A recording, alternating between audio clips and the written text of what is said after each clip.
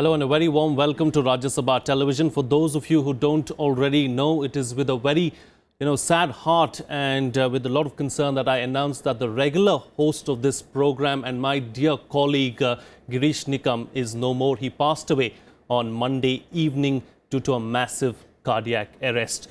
But a few months ago, Girish Nikam very candidly admitted and told me that, while he was recovering from another major stroke that he had earlier, he said, the show must go on, Frank, and it is in that spirit that we are going to begin this edition of The Big Picture. We're going to talk about the US elections and what happened there. Joining me on the program to talk about the US elections is Ms. KP Vijaylaxmi, Professor, School of American Studies, JNU. Also with me on the program, Ambassador Rajiv Sikri, former Secretary, MEA, and Prem, Shankar, Senior Journalist, as well as Ambassador Yogendra, Kumar, former Diplomat. Thank you so much for joining me on the program. Ambassador Sikri, I'd like to start with you, of course, and ask you what really happened in the United States. The pollsters seem to have got it completely wrong. Well, as I can make out, this was an anti-establishment vote, feeding into the anger that a lot of people who felt that the establishment had ignored their concerns. So that vote got translated into a Trump victory. I mean, that is the essence of it. Also, Hillary had a record which was questionable, and so she represented establishment. So that is the most important factor in my view, which led to it, because he fought against all odds. Nobody thought that he would even win a primary, Yes. much less get the Republican nomination, what to talk of winning the presidential elections. So he obviously understood the mood of the American people much better than the pollsters, the media, Wall Street and so forth, which are all establishment. So I think that there was a vested interest of all these establishment representatives to project a Clinton victory, because they liked Clinton, they worked with her, they Yes. know her. This man is completely unpredictable. In one sense, he reminds me so much of Prime Minister Modi's victory in 2014, where Mr. Modi fought with the high command in his own party. He fought against the media. He had the media against him. He had the corporate world against him. He had the Americans against him. He had everyone against him, and yet he won, because he touched a chord that nobody else sensed. And I think Mr. Trump is a bit like that. Ambassador Kumar, Ambassador Sikri here drawing parallels with, with Prime Minister Modi. Trump too has made several promises. The first 100 days are going to be extremely crucial for Trump because he has to deliver on some of those promises. Well, first of all, I would say that practically there is no gainsaying the fact that it's clearly an anti-establishment vote, which basically is the wider public distrust in the American political system, the way it operates. And this distrust has deepened because of the ongoing economic crisis in the country, also because of the fact that even internationally the situation doesn't seem to be under anybody's control, so to say, but there is a sense of a kind of loss of direction. And this is combined with the fact that the American society has become so highly factionalized today in different groups, is emerged like that. And therefore, as an outlier, he certainly acquired a certain credibility. And painting Hillary Clinton as somebody lacking in trustworthiness, so to say. And of course, she had a record to defend. So taking all that into account, he has certainly come up like this. And we certainly have to wait and see to what extent he would be able to deliver on the promises that he's made. Some of the things are quite straightforward. For example, in his victory speech, he said that I'm going to renew the infrastructure in the country. I'm going to renew the inner cities. That's the kind of thing the Americans want to hear, because it means jobs. It means reflating the economy to quite a considerable extent, and at the same time creating the condition for economic growth to be faster. So all that is certainly possible, but some of the controversial things that you've been talking about, Obamacare and building the wall, yes. Building the wall and other things, I mean the kind of clamp down on immigration, talking about any Muslim coming to the country and so on and so forth. So I think all these things I would imagine that he will certainly have to go slow, because whilst he's trying to establish a decisive leadership, which is what the American people want, I think he'll also try to move towards the center a little bit, so that he can actually in a way try to create a bit of cohesion in the society, and thereby diminish the the wider distrust that already exists. Indeed. Of course, it's the fact that the American political system is such that practically every election that takes place is basically a vote of distrust against the establishment. Whether you take Obama, you take George Bush, Yeah. or you take Ronald Reagan or whoever, they all come up like that, or even Bill Clinton's victory. Indeed. So in that sense, but this is actually all multiplied and magnified by the kind of crisis which American people find themselves in. Indeed. Talking about the victory speech, Mr. Jai, Donald Trump's victory speech was extremely gracious. In fact, he thanked Hillary Clinton. He said that we should not forget the kind of work Hillary Clinton has put in for the United States. So that way, his victory speech as such wasn't very Trump-like. Are you speaking to me? Yes. I'm sorry. You want me to talk about Trump's victory speech? Indeed, it wasn't very Trump-like. He went on and, after a bitter campaign, he went out and thanked Hillary Clinton. He said that we should appreciate the kind of work that she's done. You can't take Trump's victory speech away from what he's done and what he said in the last 6 months and say, how do you comment upon that? You got to see the thing in the totality. And Trump is being gracious now, not because it's political, but because he no longer needs to fight. I think that's the most honest speech I've heard in a long time, quite honestly, from a politician. He even made a number of blunders, which were immediately pointed out, like forgetting his vice president, and he talked about his family, but he talked about the economy. He talked about what needed to be done, and he talked about the need to repair and rebuild trust and a future for the country. I think that all those are important. And they are exactly what Americans wanted to hear. But I think it's also important to understand why he won. He won because Hillary represented a continuity with the past that the Americans want to reject. She is the quintessential, machine politician. She's been 16 years at the absolute apex of American politics. And what have those 16 years, 12 out of those 16 years, she's been there, what have they given America? After the end of the Cold War, they gave not peace, but constant war. After the end of the Cold War, Bush started with a $5 trillion national debt. It's now close to $20 trillion. The money has been spent on wars everywhere. People have died. America has won every battle and lost every war. These are things that he's been talking about. Now the question is, you can't simply stop fighting and say, okay, fine, tomorrow we'll have peace. Swords into plowshares. Swords into plowshares doesn't work because you require a whole different industry. And how do you know that when you want plowshares, they won't come from China? The only way you can do it is by rebuilding infrastructure. He has a very clear-cut and I think a viable economic policy there, which is the first time that anyone has come out with that. Because yes, infrastructure is a non-tradable, what the economists call a non-tradable good. It cannot be bought from outside. Infrastructure has to be created at home, and that's why it creates jobs. And I think that it's a very, very right.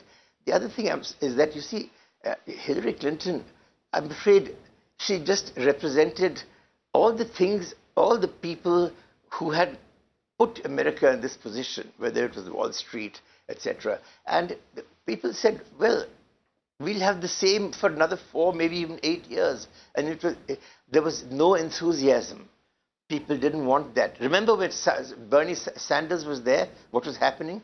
If Bernie Sanders had been chosen by the Democratic machine, which it did everything it could to make sure that he couldn't be chosen, he would have won today. Because he too was from outside the machine politics of America today.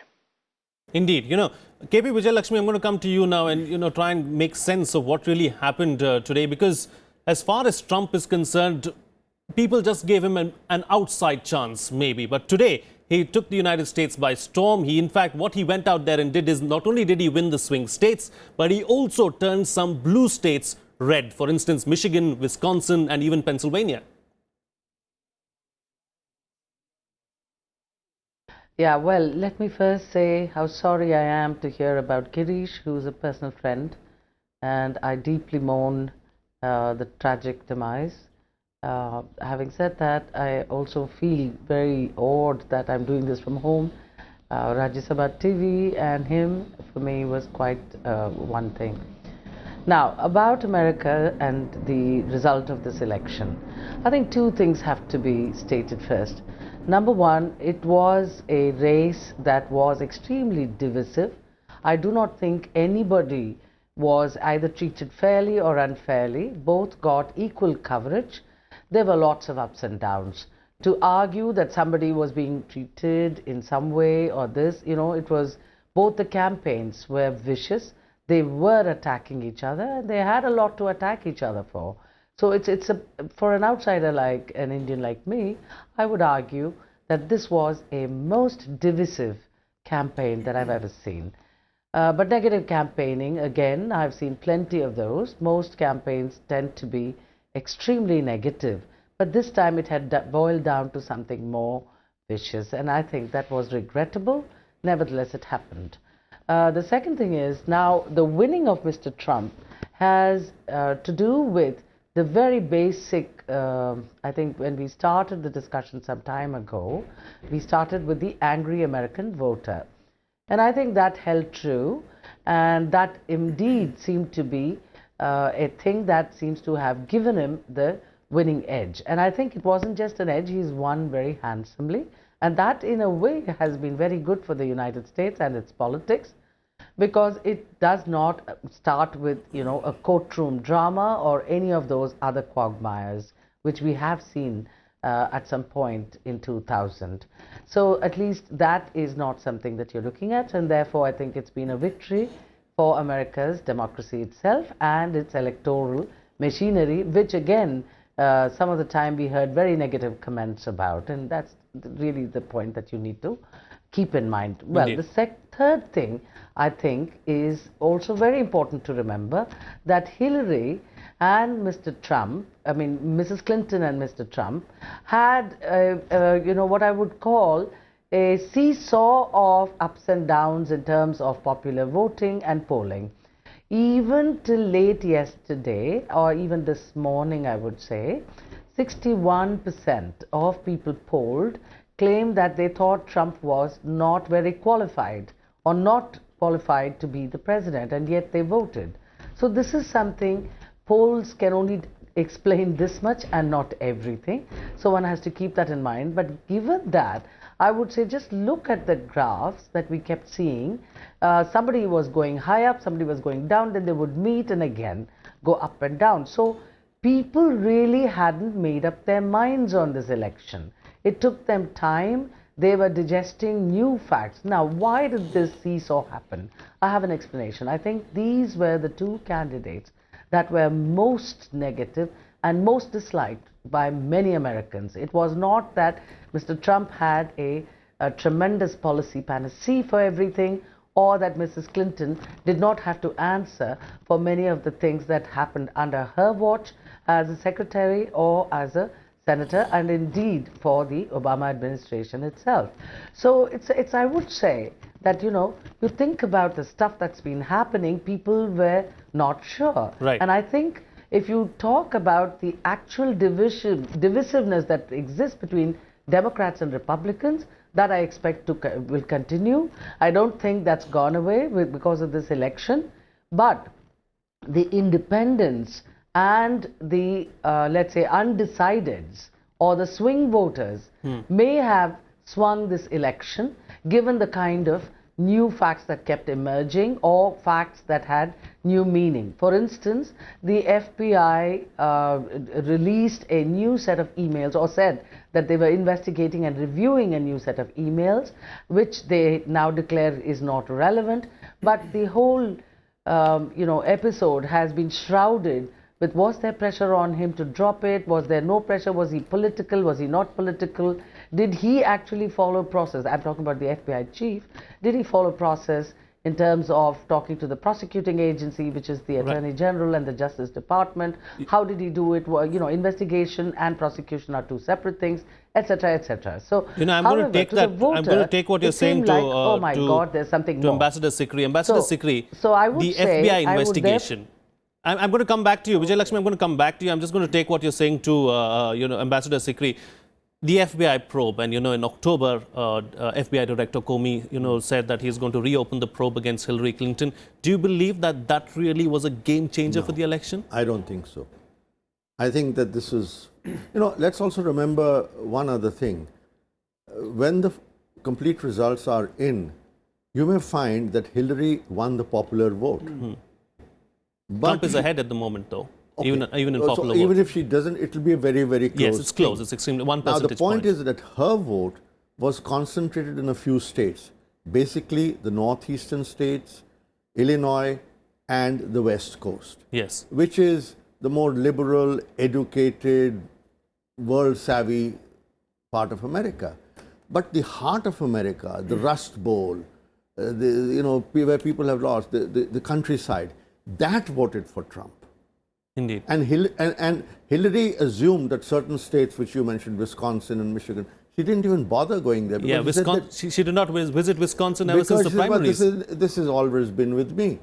So those assumptions were upended by the people. And I think another thing, again, let's wait for the results to come out fully. I think there was heavy voting, and most of those who went out to vote in large numbers were Republicans. Indeed. And rural voters who came out in large numbers and voted. Because, they had something to vote for or against. I think it was mostly an against vote. I think it's safe to conclude, at least from the discussion we've had thus far, is that the vote was anti-Washington and anti-establishment. Definitely. Ambassador Kumar, let's take the discussion a little forward now. Let's talk about foreign policy, because everyone seems to be worried about that. Everyone's worried about what Trump is going to do next. Interestingly, it was Vladimir Putin who congratulated, the first international leader who congratulated Trump on his victory. He's not been very elaborate about his foreign policy. What do you think is going to happen there? Well, I think first of all, I should say that we are living through very fluid times globally, and there are deep geopolitical uncertainties. That's a fact. In fact, if you see the case of Brexit, that itself, and all these things, the way the trends are building up, basically it's anti-globalization in that sense. And countries like whether US or Europe, they're actually looking inwards. So what you're actually having is that the script that they had developed post-Cold War, that script has completely gone awry now as far as they are concerned. So you have a situation of geopolitical uncertainty, you have a situation of global economic uncertainty, because the global economic framework actually haven't evolved so far. You have uncertain prospect of global trade, investment and production framework. You have international relations becoming very tense. And what you have is that while the countries are looking inwards, what you have, the external challenges becoming even more demanding. So in that kind of situation, like for example, climate change, cross-border movement of illegal migrants, refugees, transnational crime syndicates, cyber crimes and syndicates, and so on and so forth. So actually what one sees now is that in the US, the sentiment, because of the kind of uncertainties that are growing, particularly in the Middle East that you see, and even to that extent in Europe, it's actually more inward looking. So what you actually have a situation when Trump actually believes in the US power, but he is not an interventionist, which is what people thought Hillary Clinton was likely to be. So that is the first point. The second thing is very strong on terrorism. So that is something on which, and that he believes that sheer raw power is something by which they'll be able to eliminate terrorism wherever it is. That's the second point. How it works out in real life, we actually have to wait and see. Indeed. Then, for example, you have, as I said, jobs. So you want to build walls, so to say, to prevent the jobs from going away out of US. Now, how does it work out in a global economic situation where you have transnational production and distribution networks? That is something, the question which actually is, which Donald Trump will actually have to face when he, as soon as he comes to power. I'm going to take what you're saying to Prem Shankar Jha, because he'll be able to elaborate a lot more on this. Mr. Jha, Trump has been talking about the wall. He's talking about how he's going to send back all the Mexicans. He's going to make Mexico pay for it. What's going to happen to the hospitality industry? What's going to happen to the construction industry if he goes ahead and does that? You know, some of the things he's talking about are simply not doable. He will find that out soon enough. America has a very strong bureaucracy and a very strong tradition of speaking up. And I think that there's a continuity in his policies. And this is an area where he will find that with the various interests, whether they're in California or in Texas or in New Mexico, and the way that they operate and the way they are involved with the inflow of immigrants and the way they provide cheap labor and various other things, that this will get moderated. In fact, everything he said will get moderated by the machine, or I don't want to use the word machine actually, by the system that is already there in America. The difference that I see that's going to happen is actually summed up in something else that he said. He asked, not once but several times, who are America's enemies? Why are we at war all the time? Why this huge defense expenditure? Now, that does not mean that America is going to suddenly pull back from everywhere. That too is not possible, not in a globalized world. But the fact is that the mere fact that the president, the number one, the chief executive of the country, is asking this question will make everybody who's in, whether it's the Defense Department or whether it's the State Department, have to justify actions which today are not just, they don't need to. And look at the entire special operations of the CIA, CIA at the State Department, which have become, in fact, what Mark Vezzetti called a killing machine all over the world. Is it really necessary? Another question, I mean, does America have any enemies at all? If not, why this enormous expenditure all the time on war?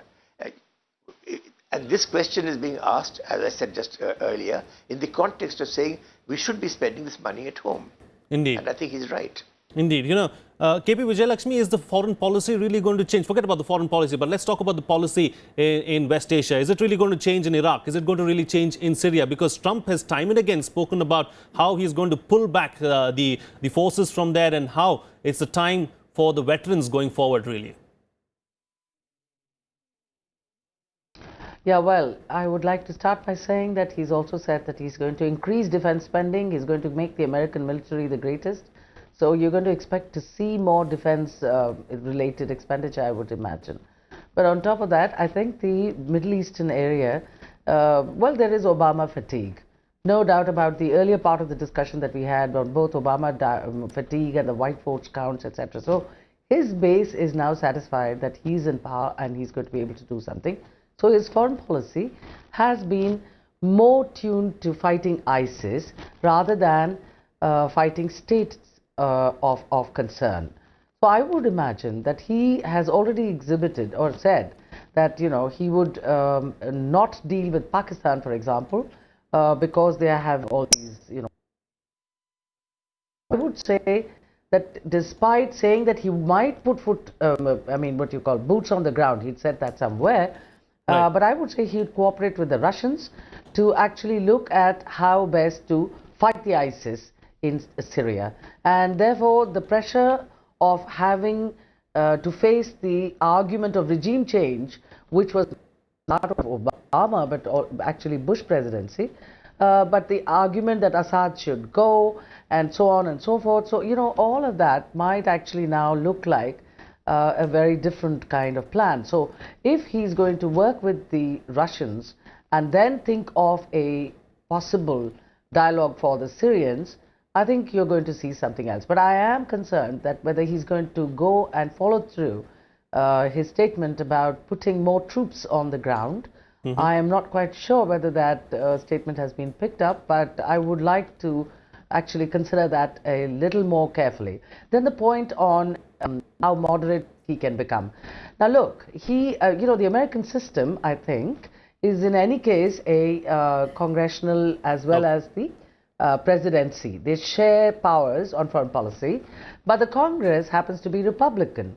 And it's really Mr. Trump's call, because he was so abrasive, even with the Republican Party, for not endorsing him adequately or taking on his, campaigning with the gusto that they should have. So he has to mend some, the party has to mend some fences with him. But we're coming to the end of the program, so I just quickly want to bring in one more aspect as well. I quickly want to bring in one more aspect as well so that we can discuss that too. Yeah, please go ahead. Ambassador Sikri, India-US relations now going forward, how is that really going to be? Because Prime Minister Modi has worked extremely hard over the last 2.5 years with, with President Barack Obama, and he's brought both the countries closer together. How is it going to be like dealing with Trump? I think there'll be a continuity because let's not forget that the breakthrough in Indo-US relations took place under George W. Bush and taken forward by Obama. President-elect Trump has reached out to the Indian American community. He has spoken about the importance of India in his worldview. And in my view, he has signaled 2 or 3 things which I think we should welcome. One, he has said that he wants better relations with Russia. I think it's in India's interest that there are better US-Russia relations so that Russia does not slide into China's camp. 2, he is very firm about combating terrorism emanating from Daesh and others and Pakistan. That's something we should welcome. 3, he thinks that China is a bit of a menace. I think we'd agree with him on that. So I am not too worried on that score. Now, the question is who are going to be his key advisors, because on the detail, he'll have to go into that. Unfortunately, all those pundits who are in the beltway around Washington are opposed to Trump. So I don't know who are going to be the Assistant Secretary of State, the Deputy Secretary of State, and so forth. But that's a little bit of a question. But I think that I see President Trump as giving the broad direction and then leaving the details to be worked out. We've come to the end of the program, of course. Very quickly, Ambassador Kumar, Trump not only has, the support of the House, but he also has the Senate's backing now. So he's got complete backing to really bring in some radical change. Well, I would first say that so far that what one has heard as far as his statements have been concerned, I would actually say that to me they appear somewhat simplistic. Because even when he's going to combat international terrorism and so on and so forth, you ultimately have to come to the ground situation. The different alliances at work at that time, how exactly they're going to work out, we still don't know when the time comes to taking practical decisions. And that is something which you will actually he'll have to countenance that. Now, having said that, the other thing, of course, he has international experience as a business person. So one can think that his approach will be more pragmatic and transactional. That's the second point. And perhaps in that, if he's trying to some extent, let's say, lower the tension with the Russians, or in other ways to see that the Chinese, particularly because he considered them to currency manipulator and a direct economic threat to US. So it might work very well as far as we are concerned, but we have to wait and see. Mr. Jha, in 20 seconds, because another aspect that I really want to talk about is the stock markets, and you're an authority on that, and you can speak about that as well, because the stock markets around the world seem to be spooked with Trump being, being elected as the president.